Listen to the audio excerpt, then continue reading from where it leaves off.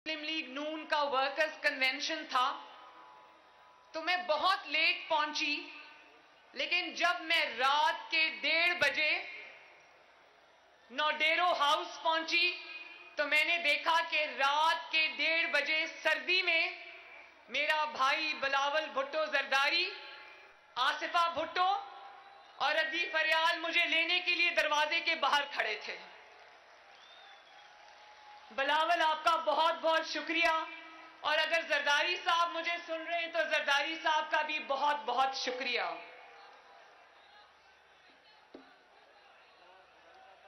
और मुझे अपने घर में ठहराने का भी शुक्रिया। मुझे अब एक बात याद आ रही है कि जब बिलावल भुट्टो ने पिछली दफा मुझे कराची में कारसाज के जलसे में बुलाया था तो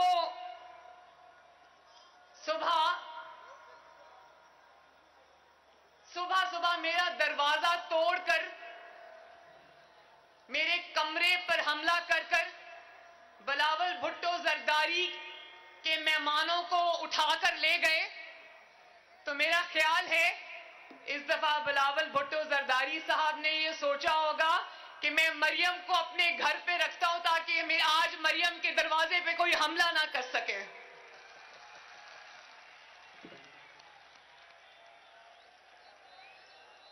मुझे आज खुशी भी है कि मैं शहीद मोहतरमा बेनजीर भुट्टो के मजार पर हाजिरी देने आई हूं, लेकिन मुझे अफसोस भी है, दुख भी है कि पाकिस्तान की नहीं बल्कि आलमे इस्लाम की पहली खातून वजीर आजम शहीद मोहतरमा बेनजीर भुट्टो को अपनी जिद्दोजहद में हाथ से जान गंवाना पड़ी। मैं दुआ करती हूं अल्लाह ताला से कि अल्लाह ताला भुट्टो साहब के, बेनजीर भुट्टो के दरजात को बुलंद करे और अल्लाह ताला जन्नतुल फिरदौस में उनको आला मकाम अता फरमाए। बोलो आमीन।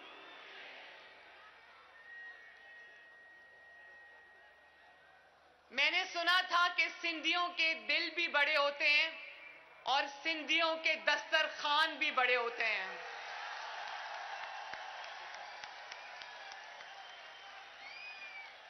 और आज आपने ये बात साबित की कि हां, सिंध के दिल भी बड़ा है और सिंधियों के दस्तरखान भी बड़े हैं। शाबाश।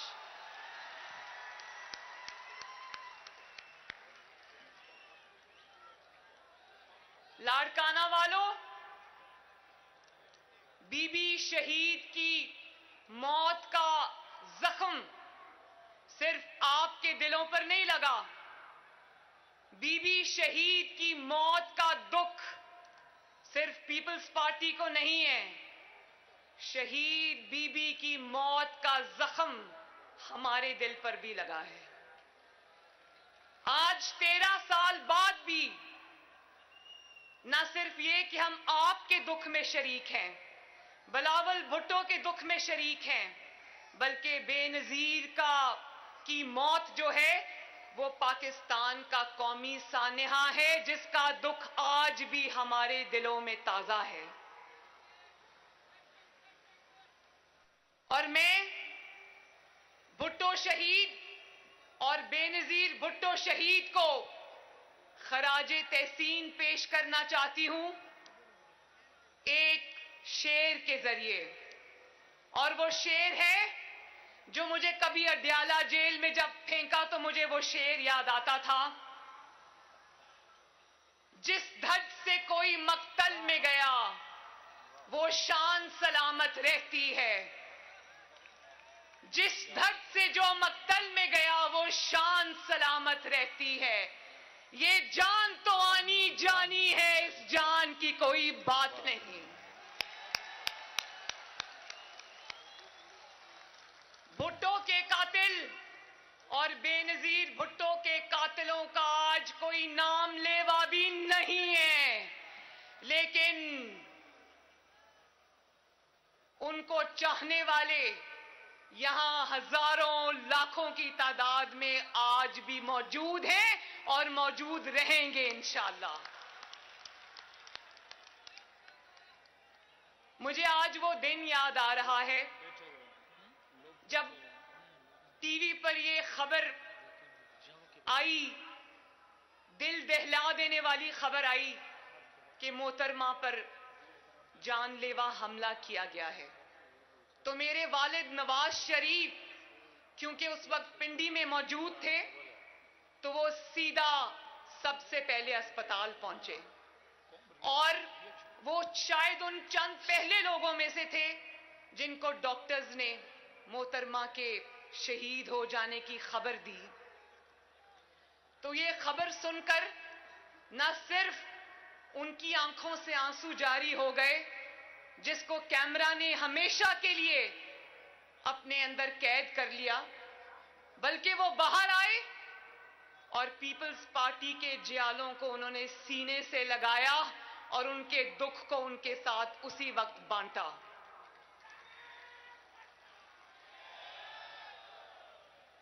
और मैं उस दिन घर से बाहर थी कहीं लाहौर में, तो मेरी वालदा का मुझे फोन आया और उन्होंने कहा कि मरियम तुम कहां हो? मैंने कहा कि मैं बाहर हूं। तो उन्होंने कहा घर वापस आ जाओ, बहुत बड़ा हादसा हो गया है, बेनजीर भुट्टो की शहादत हो गई है। तो मैं जब अपने घर वापस पहुंची तो मेरे दादी के कमरे में मेरी पूरी फैमिली जमा थी और हमारे घर में सोग का सामान था, सोग का समा था और सब इस तरह वहां पर रो रहे थे, मेरी वालदा समेत, कि जैसे हमारे खानदान का कोई फर्द दुनिया से रुखसत हो गया हो। आज भी 13 साल हो गए। मैं जानती हूं मेरे पीपल्स पार्टी के भाइयों बहनों, मैं जानती हूं कि मां को खो देने का दुख क्या होता है। मैंने भी अपनी मां खोई है। मेरी मां भी उस वक्त अल्लाह ताला को प्यारी हो गई जब मैं जेल की काल कोठरी में थी। लेकिन और मां का दुख, यकीन जानो, मां का दुख आज भी मेरे दिल में उसी तरह ताजा है जिस तरह 2.5 साल पहले था। लेकिन जब मैं बिलावल भुट्टो को देखती हूं तो मुझे और भी ज्यादा तकलीफ होती है, क्योंकि मैंने तो फिर अपनी जिंदगी के कुछ साल अपनी वालदा के साथ बिता लिए थे। इसने तो बहुत बचपन में अपनी वालदा को खो दिया।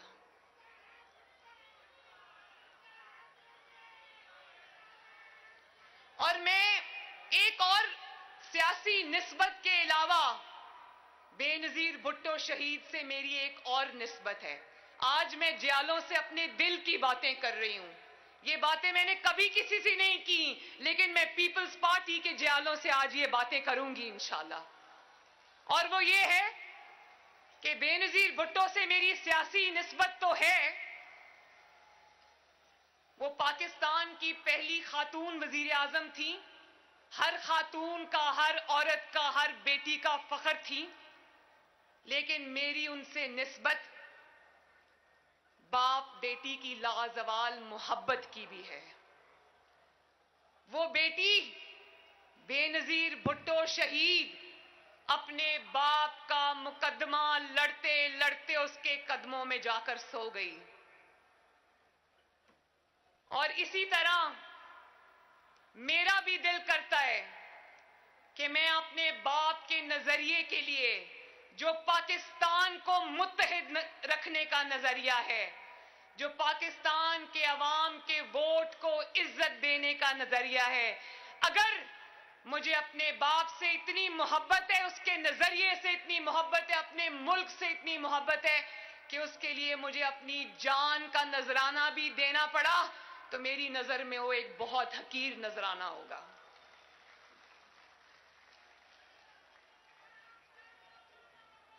और जिन दिनों मीसाके जमहूरियत बन रहा था, तो बेनजीर भुट्टो साहिबा और आसिफ अली जरदारी साहब, उन दिनों हम जद्दा में जिला वतन थे। तो मेरी पहली मुलाकात थी बेनजीर भुट्टो शहीद से। जियालो उस दिन 3 घंटे मोहतरमा मेरे साथ बैठी रही। हमने खाना भी इकट्ठे खाया, चाय भी इकट्ठे पी और बहुत सारी बातें हमने इकट्ठे की। उन्होंने भी मुझसे दिल की बातें की, मैंने भी उनसे दिल की बातें की। और फिर मीसाके जमहूरियत, जिसको अंग्रेजी में चार्टर ऑफ डेमोक्रेसी कहते हैं, वो वजूद में आया। यही थी वो सियासी इक़दार कि आज सियासी हरीफ होने के बावजूद, सियासी और इंतखाबी मैदान में एक दूसरे के मुखालिफ होने के बावजूद, आज पीडीएम की क़यादत एक स्टेज पर एक फैमिली के अरकान की तरह इकट्ठी है। ये है वो सियासी इक़दार जिनकी शुरुआत मोहम्मद नवाज शरीफ और मोहतरमा बेनजीर भुट्टो ने की थी।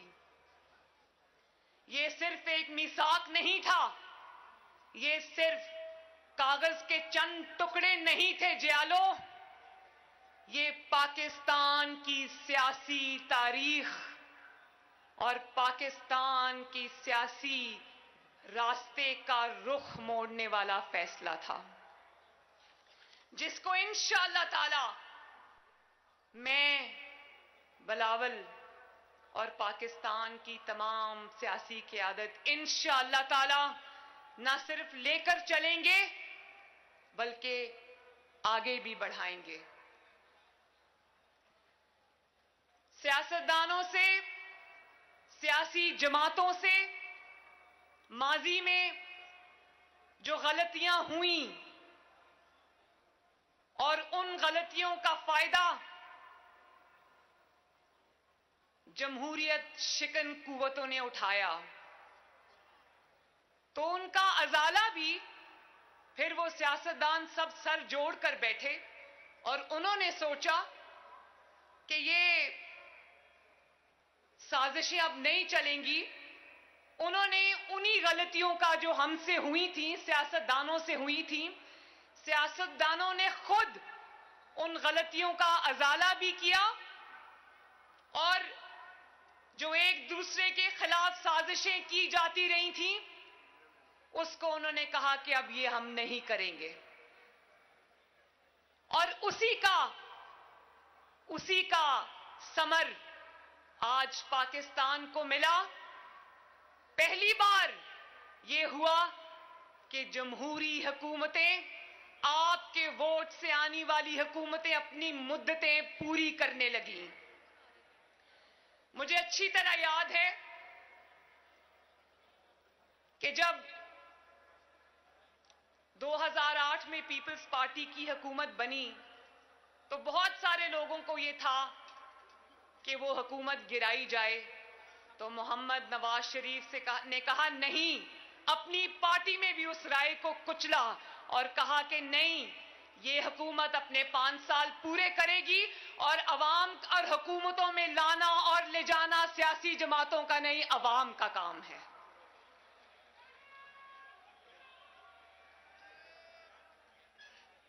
और जब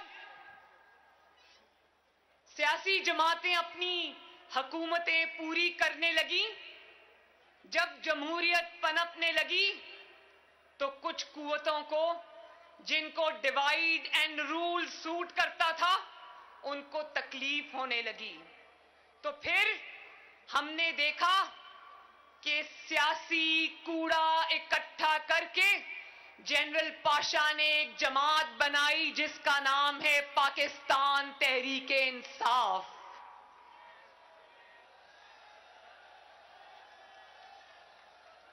और फिर उस जमात को आपकी मुंतखब हुकूमत के खिलाफ धरनों और साजिशों में इस्तेमाल किया गया।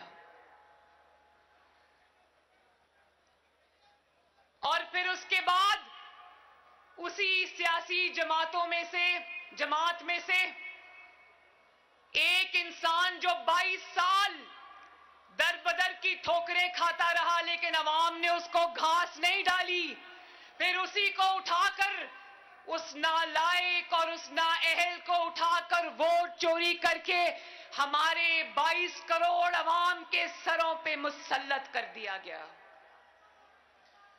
आज पीडीएम ने क्या कहना है इमरान खान को? वो इमरान खान आज खुद चीख चीख कर कह रहा है कि मुझे कुछ भी नहीं आता। वो खुद 2.5 साल के बाद, जबकि वो 3 साल पूरे करने जा रहा है, आज वो बड़ी डिटाई से टीवी पर आकर कहता है कि मुझे काम करना नहीं आता। वो खुद अपने मुंह से ये एतराफ कर रहा है कि मैं नाअहल भी हूं और नालायक भी हूं, और ये भी कह रहा है कि तैयारी के बगैर हुकूमतों में नहीं आना चाहिए। भाई, तुम्हें ये कहना चाहिए कि तैयारी के बगैर हुकूमतों में नहीं लाया जाना चाहिए। और जब उसकी नालायकी और नाअहली की वजह से जो महंगाई हो रही है, मैं ना भी हूं और नालायक भी हूं, और ये भी कह रहा है कि तैयारी के बगैर हुकूमतों में नहीं आना चाहिए। भाई, तुम्हें यह कहना चाहिए कि तैयारी के बगैर हुकूमतों में नहीं लाया जाना चाहिए। और जब उसकी नालायकी और नाअहली की वजह से जो महंगाई हो रही है और उस महंगाई की वजह से लोग खुदकुशियां कर रहे हैं, तो वो कमाल डिटाई से खड़ा होके कहता है खुदकुशियां हो रही हैं तो मैं क्या कर सकता हूं, मेरे पास कोई जादू का बटन नहीं है। गवा दे तो भी मासूम, कोई कश्मीर का मुकदमा हार बैठे तो भी मासूम, कोई अपना हल्फ तोड़कर सियासत में दखल अंदाजी करे तो भी मासूम, कोई अपने मुखालिफिन को कत्ल करा दे तो भी मासूम, कोई अपने सियासी मुखालिफ को जेल में डालकर उसको मौत के दहाने तक पहुंचा दे तो भी मासूम, कोई अरबों रुपए की करप्शन करे। पिज्जा वाले को जानते हो ना? क्या नाम है पिज्जा वाले का? आवाज नहीं आई, ऊंची बताओ, क्या नाम है पिज्जा वाले का? और जोर से लड़काना वालों, क्या नाम है पिज्जा वाले का? कोई सरकारी मुलाजिम होकर भी अरबों खरबों रुपए के असासे बना ले तो भी मासूम, लेकिन फांसियां हो तो सियासतदानों को हो, गोलियां उतरे तो सियासतदानों के सीनों और सरों पर उतरे, 100-100, 200-200 पेशियां भुगते तो सियासतदान भुगते, जेल की काल कोठरियों में मौत के दहाने तक पहुंचा दिए जाएं तो सियासतदान पहुंचा दिए जाएं, बहू बेटियों को घसीटा जाए अदालतों में, जेलों में, तो सियासतदानों की बहू और बेटियों को घसीटा जाए, मीडिया पर सर्कस लगे तो सियासतदानों के खिलाफ लगे, किरदार कुशी हो तो सिर्फ सियासतदानों की हो। लेकिन याद रखो कि नजरिए को फांसी नहीं लग सकती,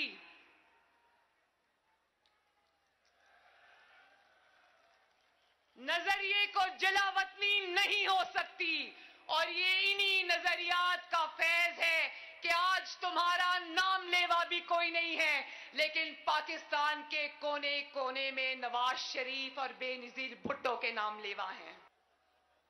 नवाज शरीफ को तो तुमने इश्तिहारी करार दे दिया, लेकिन तुम्हारी ना इतनी जुर्रत है, ना तुम में इतनी गैरत है कि तुम बेनजीर भुट्टो के कातिल मुशर्रफ को पाकिस्तान लाना तो दूर की बात है, तुम तो वो बात भी नहीं कर सकते, इतने डरपोक आदमी हो।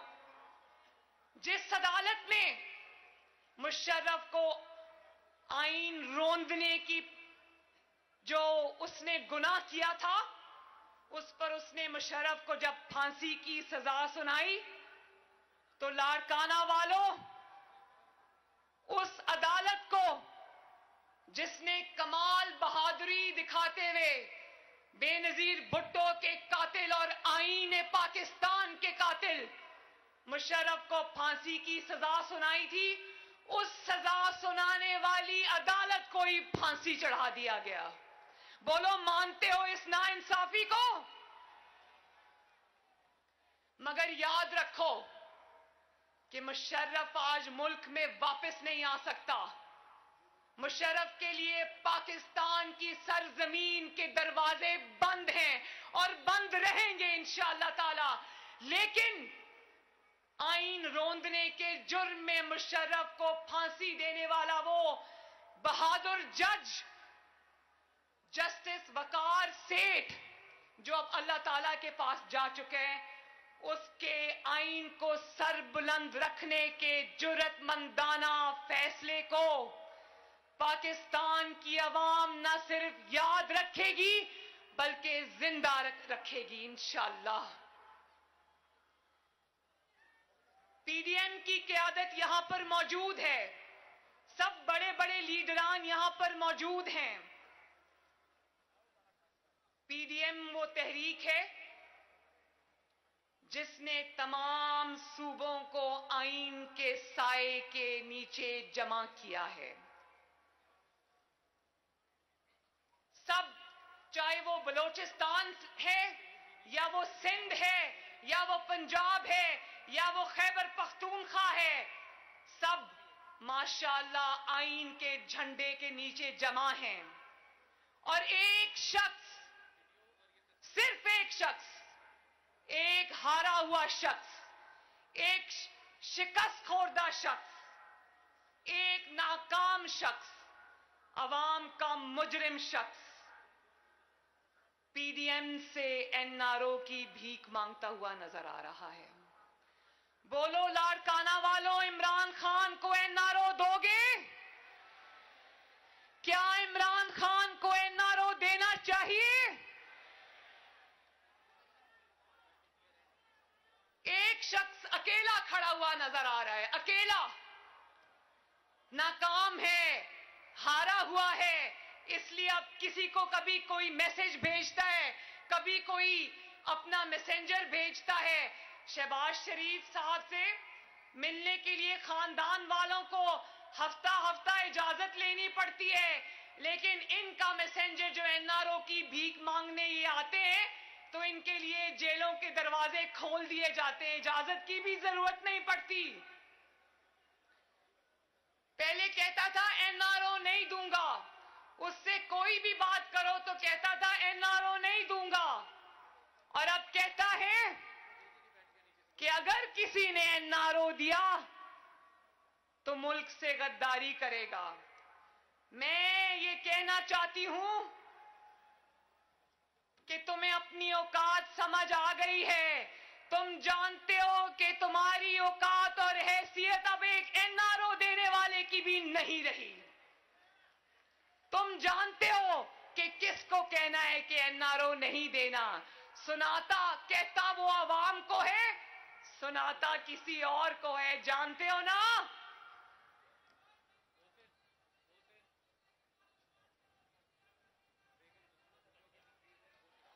इस महंगाई को घर भेजने के लिए इमरान खान को घर भेजना बहुत जरूरी है, ये सुन लो।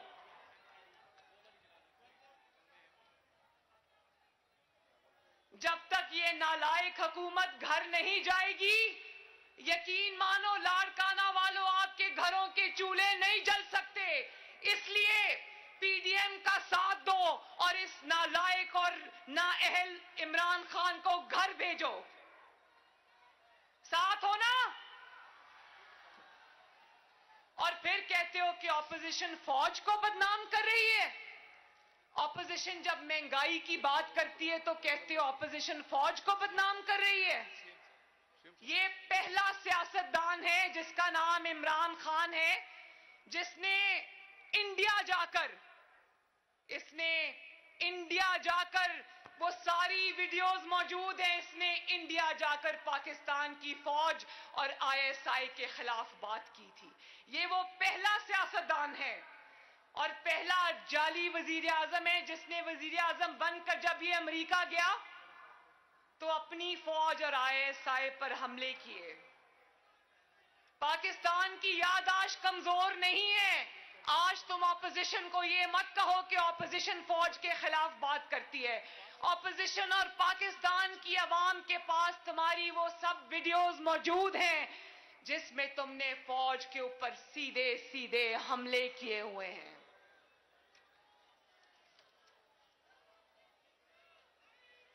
और एक पेज की रट लगाकर जितना तुमने फौज को बदनाम किया शायद ही पाकिस्तान की तारीख में किसी ने किया हो। और जब रोटी, अभी किसी ने महंगाई की बात की थी ना, जब रोटी 30 रुपए की हो जाती है तो ये अपनी नालायकी छुपाने के लिए कहता है फौज मेरे पीछे खड़ी है। जब आटा 90 रुपए किलो हो जाता है तो ये अपनी नालायकी छुपाने के लिए कहता है फौज मेरे पीछे खड़ी है। जब चीनी 120 रुपए किलो हो जाती है तो ये अपनी करप्शन छुपाने के लिए कहता है फौज मेरे पीछे खड़ी है। जब LNG पर ये 122 अरब का डाका डालता है, LNG को टाइम पर सस्ती LNG नहीं मंगवाता और आपको जब महंगी LNG मिलती है, आपके घरों में जब गैस की शॉर्टेज होती है और चूल्हे नहीं जलते, और जब अवाम का ये महंगाई से कचूमर निकालता है तो कहता है फौज मेरे पीछे खड़ी है। तुम ज्यादा सियाने बनने की कोशिश न करो। फौज की पर तनकीद तब होती है जब तुम्हारी नालायकी का बोझ फौज को उठाना पड़ता है। फौज पर तनकीद तब होती है जब तुम अपने सियासतदान को जेल में बंद कराने और उनसे सियासी इंतकाम लेने के लिए, सियासी इंतकाम लेने के लिए तुम फौज को सियासत में घसीटते हो। फौज पर तनकीद तब होती है जब तुम्हारी नाअहली की वजह से कश्मीर मोदी की झोली में जा गिरता है। फौज पर तनकीद तब होती है जब तुम्हारी नालायकी और नाअहली और नाअहल और नालायक हुकूमत की वजह से सियाचिन पे खड़ा फौजी ये सोचता है कि मैं दिन रात इधर अपने वतन अजीज की खातिर खड़ा हूं, लेकिन इस साल मेरी तनख्वाहें नहीं बढ़ी और मेरे घर में किसको सुना रहे हो ये, क्योंकि अवाम तो तुम्हें लेकर नहीं आई, तुम्हें जो लाए हैं उनको पीछे हटना पड़ेगा अब इंशाअल्लाह। दवाई भी महंगी हो गई है ना, ये सुनो खुदा के वास्ते बेरहम आदमी इमरान खान, ये सुनो कि अवाम किस तरह बिल बला रहे हैं। मुझे पता है कि जो दवाई आज से 3 साल पहले 200 रुपए की थी अब 500 रुपए की है, 600 रुपए की है, मैं जानती हूं।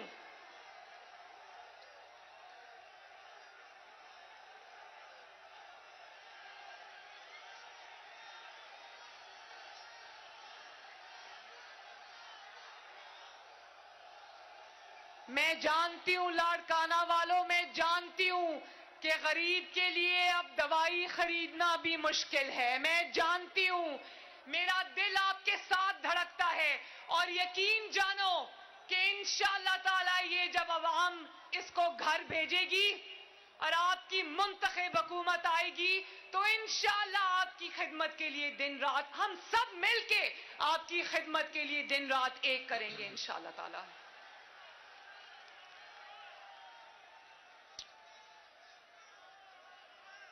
और कहते हैं कि ये फौज को कहते हैं कि मेरी हुकूमत का तख्ता उल्टो। नहीं, हम फौज को नहीं कहते कि इसकी हुकूमत का तख्ता उल्टो, हम सिर्फ सेलेक्टर्स को कहते हैं कि इससे पीछे हट जाओ, और जब तुम इससे पीछे हट जाओगे तो फिर पाकिस्तान की आवाम जाने, हम जाने और इमरान खान जाने। क्या आवाम का रोजगार छिनता रहे इसलिए कि तुम्हारी ताबेदारी चलती रहे? बोलो मंजूर है? क्या तरक्की रुकी रहे इसलिए कि तुम्हारी ताबेदारी चलती रहे? बोलो मंजूर है? क्या दवाइयां महंगी होती रहें इसलिए कि तुम्हारी ताबेदारी चलती रहे? बोलो लाड़काना वालों, मंजूर है? क्या गरीब का चूल्हा बंद रहे इसलिए कि तुम्हारी ताबेदारी चलती रहे? बोलो लाड़काना वालों, नहीं नहीं नहीं।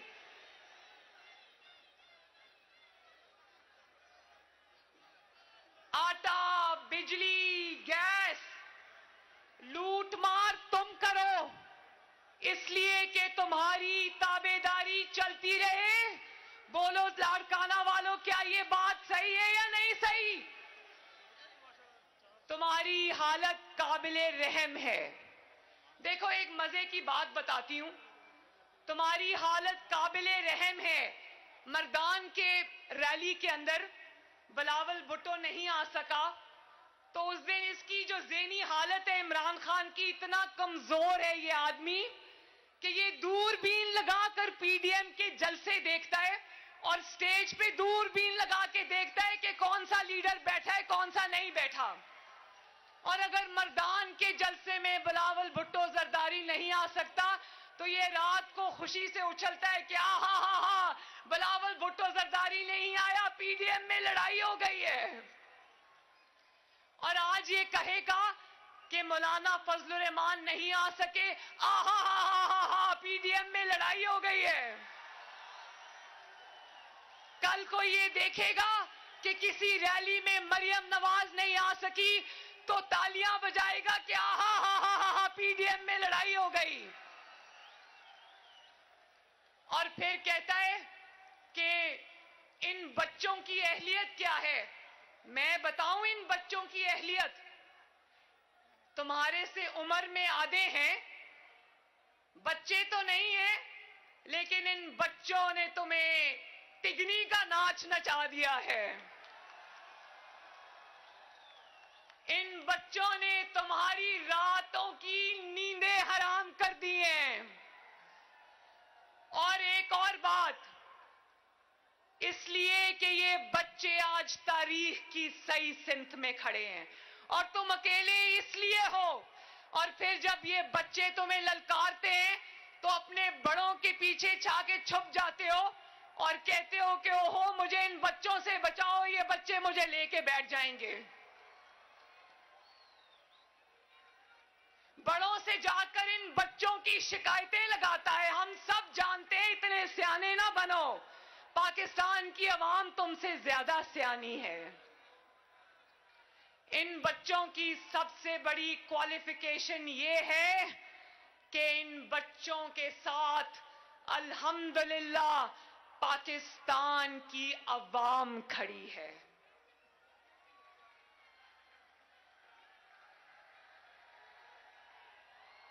तो आखिर में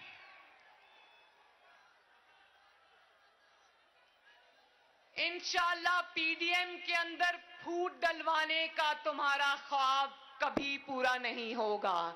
ये ख्वाब तुम दिल में लिए इंशाअल्लाह ताला हुकूमत से रुखसत हो जाओगे। कान खोल कर सुन लो, तुम्हारी जंग पीडीएम से नहीं है, तुम्हारी जंग इन 22 करोड़ अवाम से है जिनके ऊपर तुम बिजली और कहर बन के टूटे हो। और ये जंग इंशाअल्लाह ताला पाकिस्तान के अवाम जीत चुके हैं। ये जंग मैं आज ऐलान करती हूं कि ये जंग ताबेदार खान, ये जंग तुम हार चुके हो। आखिर में एक दफा फिर चलो एक बात लाड़काना वालों मुझे बता दो कि अगर बिलावल भुट्टो जरदारी साहब और पीडीएम आपको इस्लामाबाद आने की कॉल देगी तो आओगे?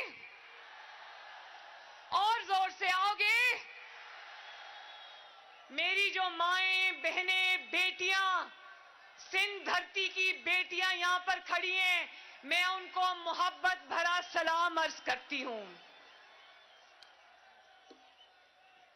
मैं एक दफा फिर पाकिस्तान पीपल्स पार्टी का, लाड़काना के अवाम का और सिंध की धरती के गयूर लोगों का तहे दिल से शुक्रिया अदा करती हूं। सिंध धरती जिंदाबाद,